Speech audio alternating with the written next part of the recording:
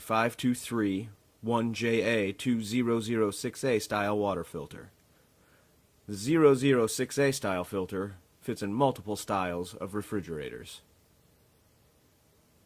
The filter can be located on either the right or left side of the refrigerator depending on the model. There are two types of filter housings. Type 1, push to seal.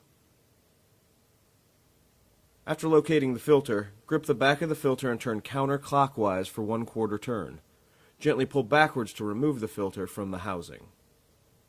To install a new filter, simply reverse the process. Type 2, drop lid.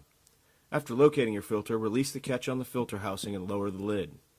Grip the end of the filter and turn counterclockwise for 1/4 turn. To install a new filter, simply reverse the process. Insert filter and turn clockwise 1/4 turn. Close the lid. After replacing the filter, flush approximately 2 gallons of water through the filter before using.